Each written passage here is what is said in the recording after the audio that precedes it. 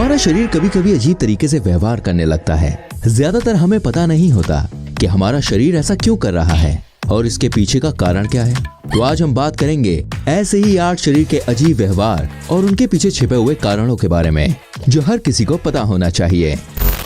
Number 8, हमें गुदगुदी क्यों होती है और हम अपने आप को गुदगुदी क्यों नहीं कर पाते। दोस्तों, पहले गुदगुदी वो होती है जो हमें शर्ट या टी शर्ट के धागों से होती है, जिसके बाद हमें खुजली होने लगती है। दूसरी वो होती है जब हमें कोई धीरे धीरे और बार बार छूता है और हम अजीब तरीकों से छटपटाने और हंसने लगते हैं। ज्यादातर गुदगुदी उन हिस्सों पर ही होती है जिन हिस्सों को हम ज्यादातर टच नहीं करते, जैसे कि एड़ियों का हिस्सा या गर्दन या हाथों के बीच की जगह। दोस्तों, जब कोई हमें गुदगुदी करता है तब शरीर का वो हिस्सा वहाँ की जानकारी हमारे दिमाग के सेरिबेलम नामक हिस्से में भेजता है। हमारे दिमाग के मुताबिक गुदगुदी करने वाली चीज आपके लिए खतरा है, जिसकी वजह से आपका शरीर जल्दी से उसे हटाने और आपको बचाने की कोशिश करता है।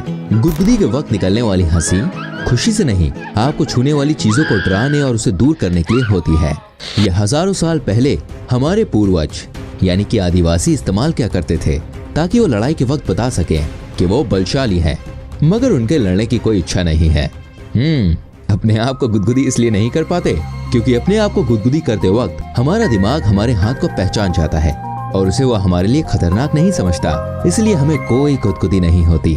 मगर क्या आपको पता है, पुराने समय में गुदगुदी को एक सजा के रूप में भी इस्तेमाल किया जाता था। दोषी को कई दिनों तक लगातार गुदगुदी की जाती थी और वो हंसते हंसते सच उगल देता था। आज भी कई ऐसी जगहें हैं जहाँ लोग पैसे देकर गुदगुदी करवाने जाते हैं। क्या आपको भी जाना है? बोलो तो एड्रेस दे दूं। नंबर 7, क्या आपके दूध या बचपन के दांत टूटकर फिर से जमते हैं और नए मजबूत हड्डियों के दांत आपके मुंह में आते कहां से हैं? बेबी टीथ या दूध के दांत बच्चों के जन्म लेने से पहले ही होते हैं। जन्म होने के कुछ दिनों के बाद धीरे धीरे दांत बाहर आना शुरू हो जाते हैं।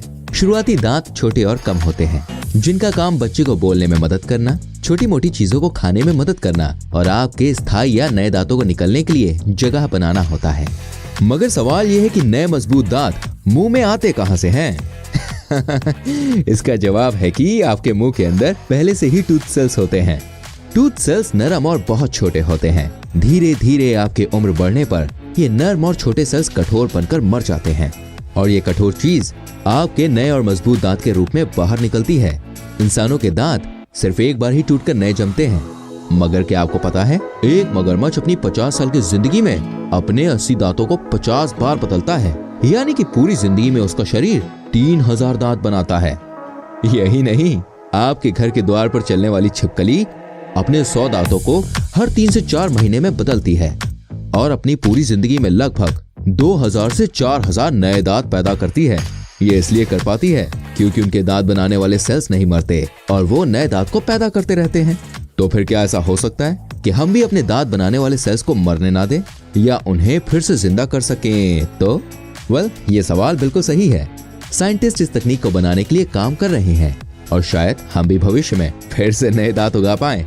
वैसे क्या आपको लगता है कि अगर ये तकनीक जल्द ही बन जाए तो आपका फायदा होगा? नंबर 6, पानी को ऊपर से पीने पर हम पानी ज्यादा क्यों पी जाते हैं और क्या इससे हमारे शरीर को नुकसान होता है? देखिए, ज्यादातर खाते वक्त या पानी पीते वक्त खाना या पानी कुछ देर हमारे मुंह में रुकता है, जहां हमारे मुंह का सलाइवा यानी कि लार हमारे खाने और पानी में मिल जाता है और उसमें स्थित बैक्टीरिया जैसी चीजों को मार देता है। मगर लार की वजह से पानी थोड़ा गाढ़ा हो जाता है, जिसकी वजह से हमारा पेट जल्दी भर जाता है। पानी ऊपर से जल्दी जल्दी पीने पर पानी ज्यादा देर मुंह में नहीं रुकता और उसकी वजह से पानी के बैक्टीरिया सीधे पेट में चले जाते हैं, जिसकी वजह से हमें गैस या पाचन में दिक्कत होने लगती है।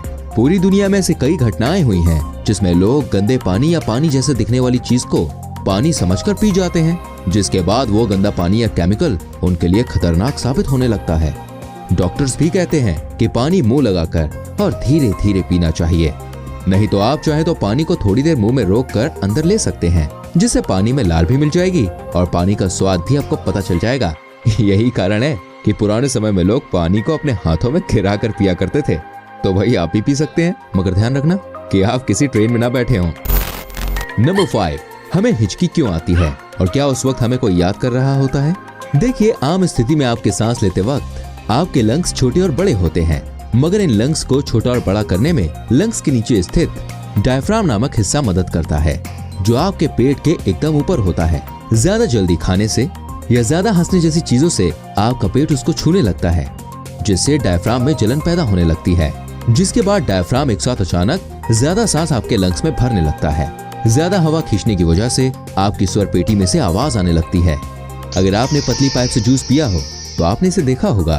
ठंडा पानी पीने से, आपका ध्यान भटकने से, कुछ सेकंड सांस रोकने से या जीभ पर चीनी रखने जैसी चीजों से ज्यादातर हिचकी ठीक हो जाती है। अगर आपको हिचकी ज्यादा घंटों तक रहती है तो भाई हो सकता है कि शायद आपको डॉक्टर याद कर रहा हो।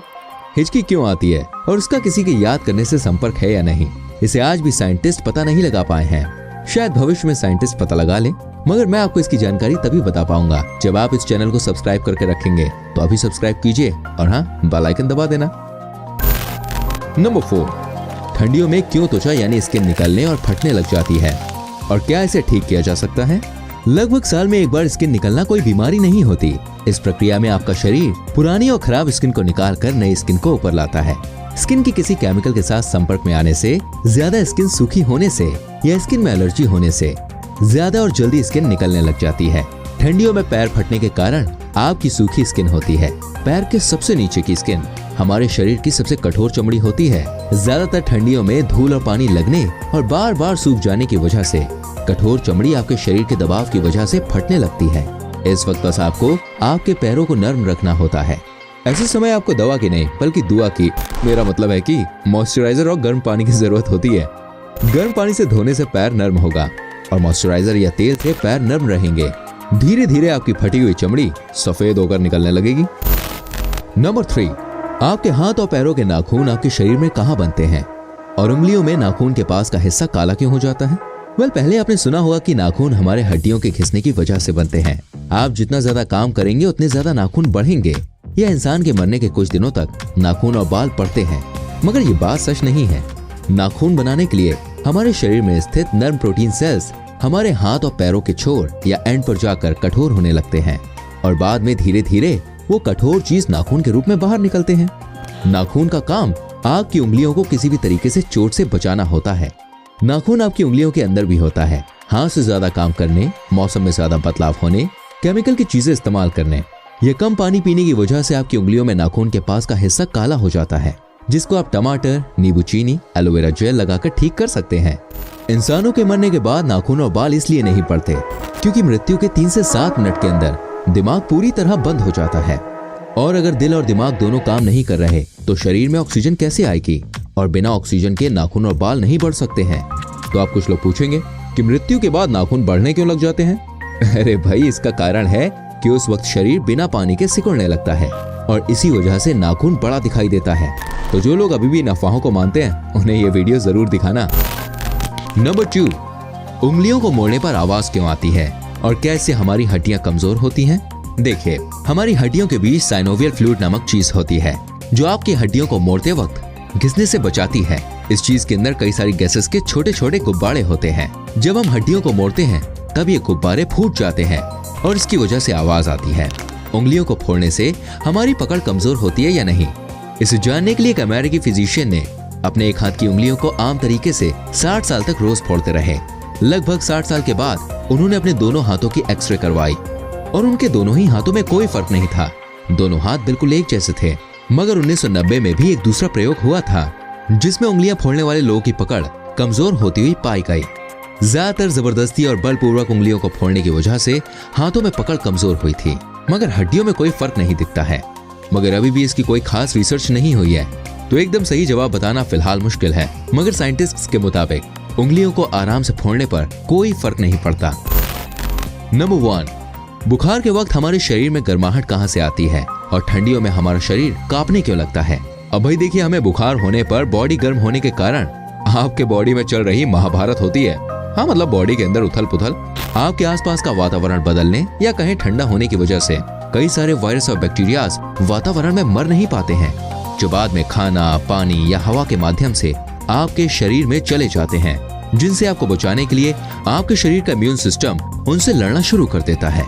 इसी वजह से आपको थकान और आपका शरीर गर्म होने लगता है। शरीर की गर्माहट वायरस और बैक्टीरिया को मारने में मदद करती है। शरीर में और ज्यादा गर्माहट लाने के लिए आपका दिमाग आपके शरीर को कांपना या हिलाना शुरू कर देता है। ताकि आपकी मांसपेशियों के हिलने से और गर्माहट पैदा हो। छोटे मोटे बुखार में डॉक्टर्स के मुताबिक दवा नहीं लेनी चाहिए, क्योंकि दवाइयाँ आपके शरीर को दबाव पूर्वक ठंडा करने की कोशिश करती हैं। ऐसे वक्त में आप ज्यादा से ज्यादा जूस, अदरक या ज्यादा से ज्यादा आराम करें। यही आपके शरीर के लिए बिल्कुल सही रहेगा। उम्मीद करता हूँ ये वीडियो आपको अच्छी लगी होगी। मिलता हूँ अगली वीडियो में। अपना ख्याल रखिए। Bye bye, take care.